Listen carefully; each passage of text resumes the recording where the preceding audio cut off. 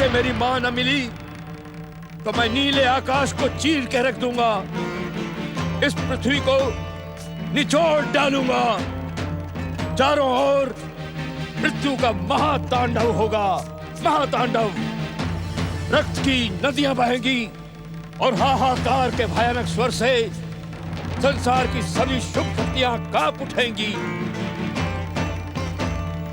जय जय श्री मां गणेश। किस मूर्ख ने तुम्हारा नाम कमलासुर रख दिया? तुम तो महामूर्ख से भी अधिक मूर्ख हो, मूर्ख सम्राट हो। आज से हम तुम्हें मूर्खासुर पुकारेंगे। दुष्ट, क्या अनशन बक रहा है तू? जय जय श्री मां गणेश। मैं बक नहीं रहा, सत्य कह रहा हूँ मूर्खासुर। एक बार कहने से और बार बार समझाने से तेरी समझ में ये बात क्यों नहीं आती कि तुझसे मिलते ही तेरी माता यमलोक पहुंच जाएगी मूर्खासुर? नहीं, माता और पुत्र का मिलन कभी अशुभ नहीं हो सकता, कभी अशुभ नहीं हो सकता। उस समय तू मेरे प्रहार से बचकर भाग निकला था, किंतु आज तुझे नहीं छोड़ूंगा मैं। जय जय श्री मां गणेश। मैं भागूंगा भी नहीं, क्योंकि तुझ जैसे महामूर्खों को मार्ग दिखाना मुझे भली भांति आता है। जय जय श्री मां गणेश।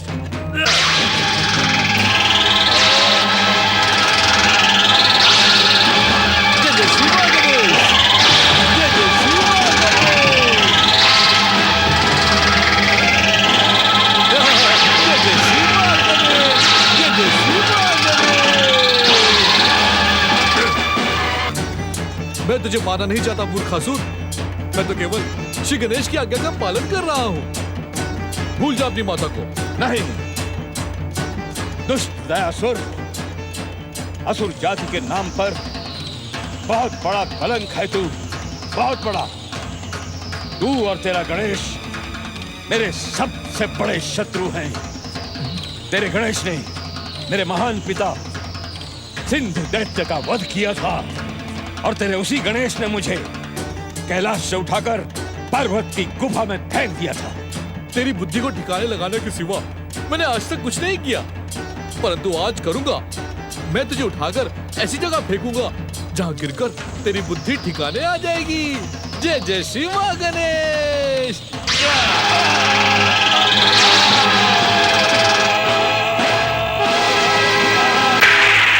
ठीक है पुत्री, अगर तू कहती है तो मैं देवकी की खोज अधूरी छोड़कर वापस लौट चलती हूँ, जैसी गणेश महाराज की इच्छा।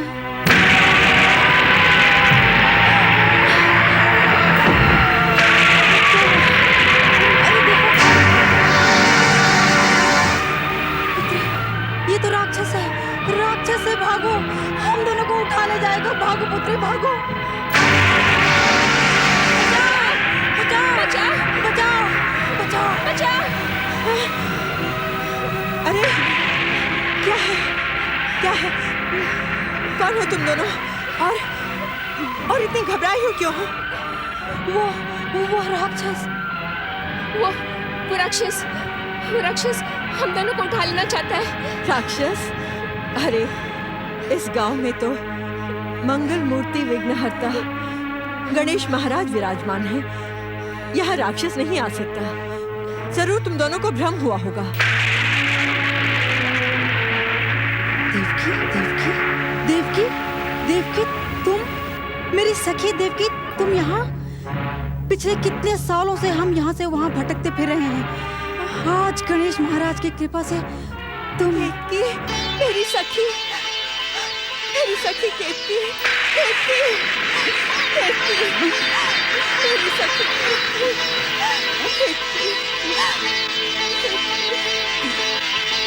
देवकी माँ जी, वो हमारे पीछे यहाँ तक तो नहीं आएगा ना? कौन?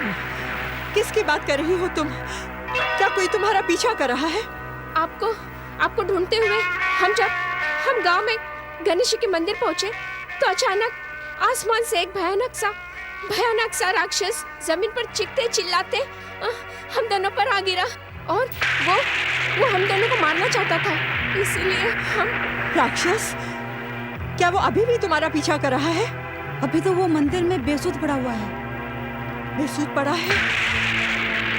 तब तो जल्दी ही उसकी सुध वापस आ जाएगी और वो सारे गांव पर उपद्रव। नहीं नहीं, वो तो गणेश जी के मंदिर में गिरा है और गणेश जी अवश्य अपने भक्तों की रक्षा करेंगे, अवश्य रक्षा करेंगे। देवकी बहन, तुम्हारे ही समान मेरे पुत्री विजय को भी गणेश महाराज की कृपा पर बहुत विश्वास है। विजया, विजया, इतनी बड़ी हो गई तू। अरे इतनी सी थी जब मैंने तुझे देखा था। आ पुत्री, आ मेरे हृदय से लग जा। आ पुत्री, आ विजया, विजया, विजया, पुत्री विजया। देवकी बहन, दीनू वीनू कहीं दिखाई नहीं पड़ रहे?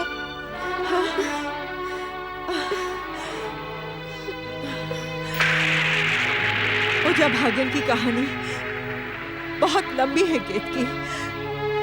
समय के साथ तुम सब समझ जाओगी। परंतु बस इतना समझ लो कि मुझे भागन को अकेला छोड़कर दीनू और वीनू न जाने कहां चले गए हैं। लेकिन मुझे पूरा विश्वास है कि मेरे गणेश जी की कृपा उन्हें जरूर वापस लेकर आएगी।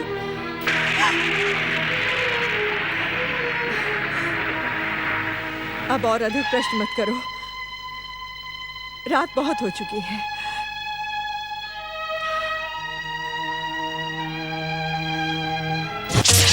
जय जय श्री मां गणेश, जय जय श्री मां गणेश।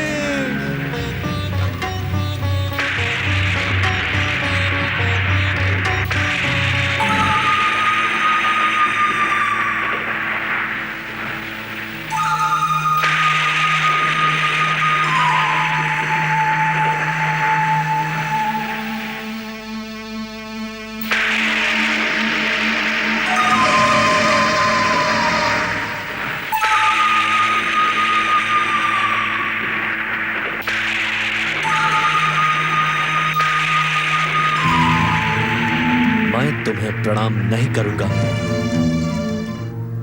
और ना ही तुम्हारी जय जयकार करूंगा।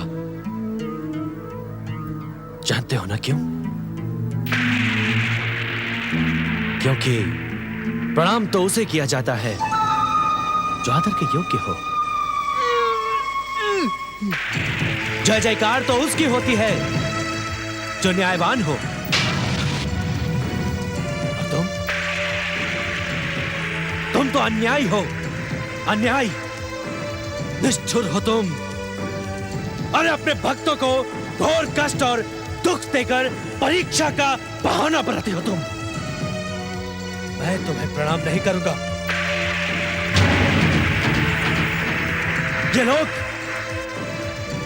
ये लोग तुम्हें सुख करता कहते हैं, लेकिन मैं तुम्हें दुख करता कहना ही पसंद करूंगा।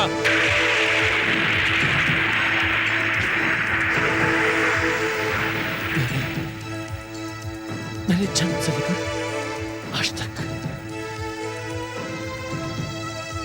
कितने दुख दिए हैं तुमने मुझे।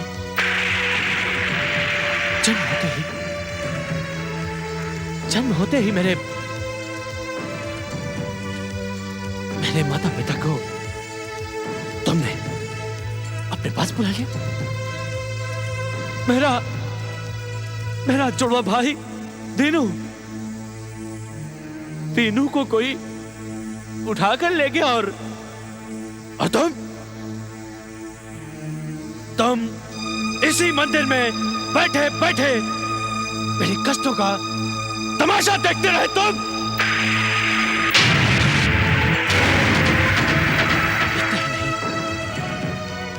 घर घर की सेवा और चाकरी करके देव की बुआ ने मुझे पाला, मेरा लालन पालन किया उन्होंने। तब भी तुम्हें दया नहीं आई? तब भी? और आती भी कैसे? आती भी कैसे? पत्थर में जीवन नहीं होता। अरे तुम होगे तब तो दया करोगे। केवल पत्थर हो तुम, फोड़ पत्थर।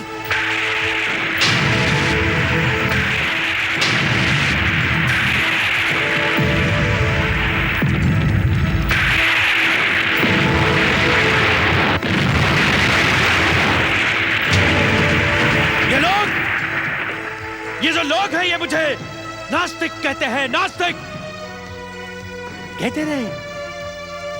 मुझे उनकी कोई परवाह नहीं है, कहते रहे, उनके जो मन में आए कहते रहे वो। अरे जो आस्तिक है वो भी तुमसे क्या पाते हैं? मेरी देव की बुआ, मेरी देव की बुआ तो तुम्हारी परम भक्त है ना? फिर क्यों दिया उनको इतने कष्ट? क्यों ढकेल दिया उनको दुख के भयानक दलदल में तुमने?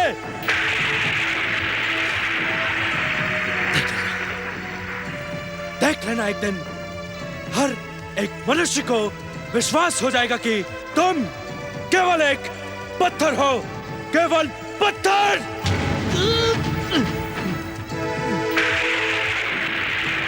तुम्हारी भक्ति एक भ्रम है, तुम्हारा नाम एक छल है, छल। तुम्हारे कारण, केवल तुम्हारे कारण ये गांव वाले मुझे बार बार इस गांव से बाहर निकाल देने की धमकी देते हैं। परंतु ना मैं तुमसे डरता हूं और ना ही इन गांव वालों की धमकी से। अरे जब तुम किसी का भला नहीं कर सकते तो बुरा भी क्या कर पाओगे तुम? क्या कर पाओगे बुरा तुम?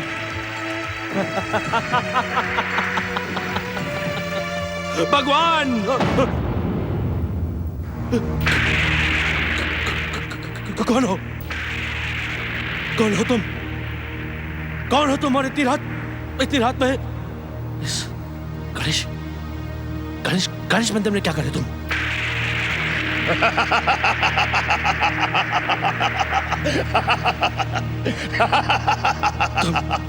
तुम गणेश जी के रोष से तो प्रकट नहीं हुए? हाँ?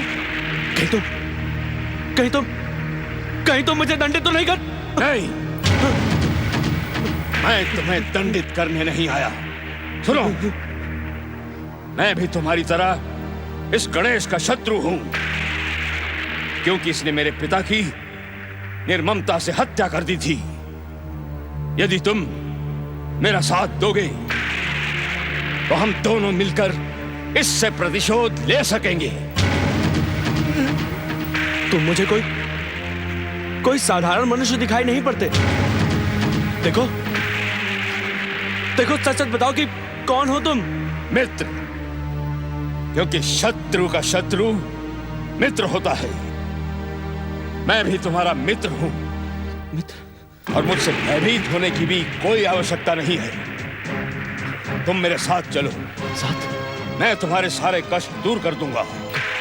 कष्ट दूर? मुझसे भयभीत मत हो मित्र।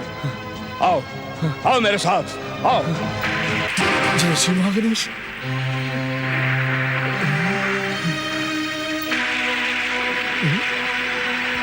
जय श्री महागणेश। प्रभु, आपकी ये लीला देखकर तो मेरी बुद्धि ही चकरा गई है। न जाने इन दो गणेश शत्रुओं के मिलन का क्या परिणाम होगा। हे प्रभु, इस संसार की रक्षा करना, मंगल मूर्ति रक्षा करना। जय श्री महागणेश। प्रणाम।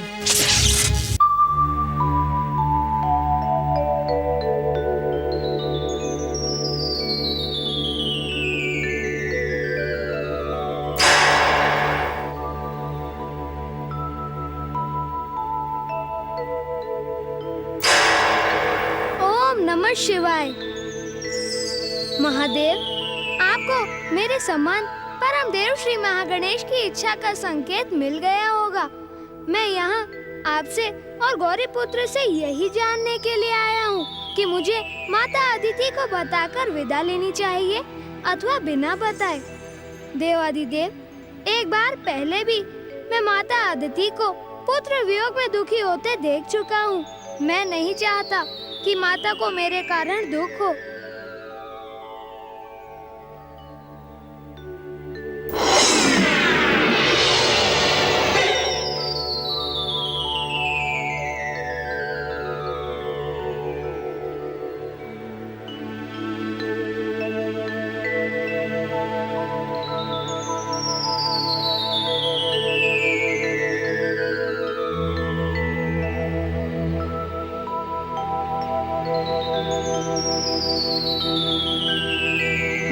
मयूरेश्वर, इतनी रात को तुम यहाँ? चलो।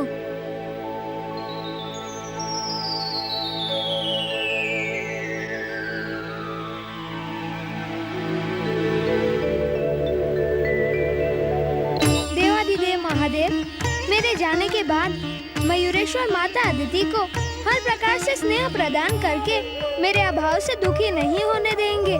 इसीलिए आप मुझे परम देव श्री महागणेश की इच्छा का सम्मान करते हुए उन्हीं की महाज्योति में विलीन हो जाना चाहिए। परंतु आपकी आज्ञा और गौरी पुत्र का परामर्श पाए बिना मैं ऐसा नहीं कर सकता।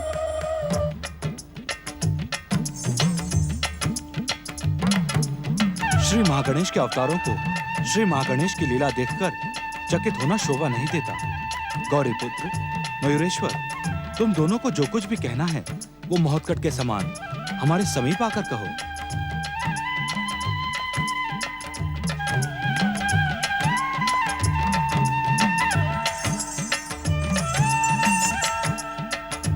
तुम तीनों श्री महागणेश के अवतार हो, इसलिए श्री महागणेश की इच्छा और लीला का ज्ञान तुम्हें अवश्य होगा। महोत्कट की बात भी तुम दोनों ने अवश्य सुनी है, इसलिए कोई भी निर्णय करने से पहले हम तुम्हारे विचार जानना चाहते हैं।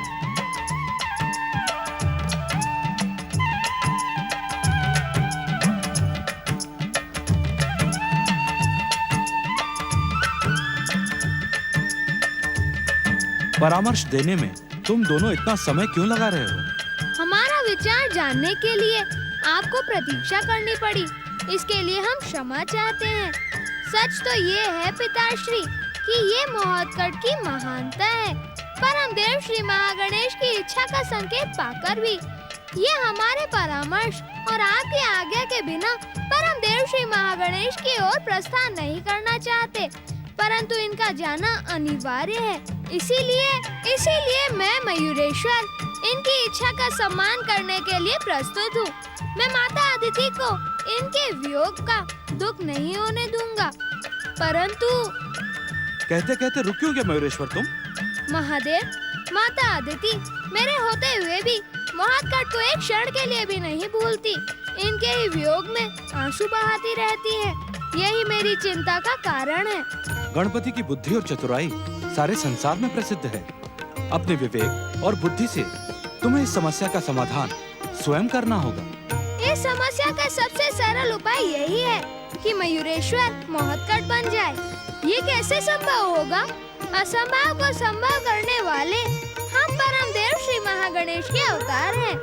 जब हम एक साधारण बालक शिवदत्त का रूप लेकर माता अदिति के समीप गए थे, तब भी वे मुझे कहाँ पहचान पाई थी? सत्य वचन मयूरेश्वर, तुम्हें महोत्कट के रूप में देखकर माता अदिति पुत्र प्रेम के मोह में मग्न हो जाएंगी और महोत्कट की चिंता का अंत भी हो जाएगा। यदि तुम दोनों का यही विचार है तो मैं इसे स्वीकार करता हूँ। पिताश्री की सहमति के बिना हम अपने विचार को अंतिम रूप नहीं दे सकते। बुद्धि और चतुराई के नाम पर ये तो माता के साथ छल हुआ। मैं इससे सहमत कैसे हो सकता हूँ? श्री महागणेश के अवतारों को लज्जित और निराश होने की आवश्यकता नहीं है। स्थिति, समय और देवी अदिति के महोत्कट प्रेम को देखते हुए कुछ समय के लिए तुम तीनों के विचारों को हम सहमति दे सकते हैं। तुम तीनों ये भलीभांति जानते हो कि सत्य पर पड़ा हुआ असत्य का पर्दा अधिक समय तक स्थायी नहीं रहता। हम आपका संकेत समझ गए पिताश्री।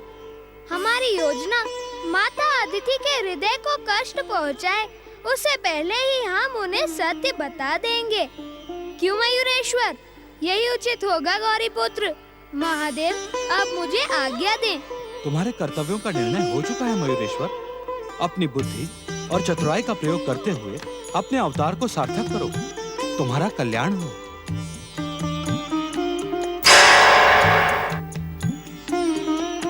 महादेव, माता की चिंता का अंत होने के साथ मेरे इस अवतार के समस्त कार्य पूर्ण हुए।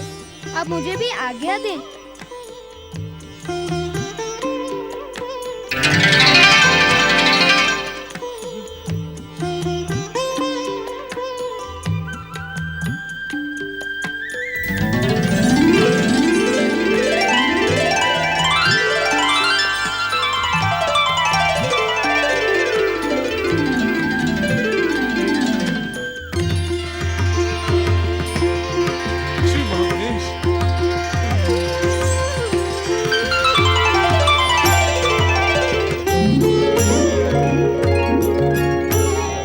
महागणेशाय नमः।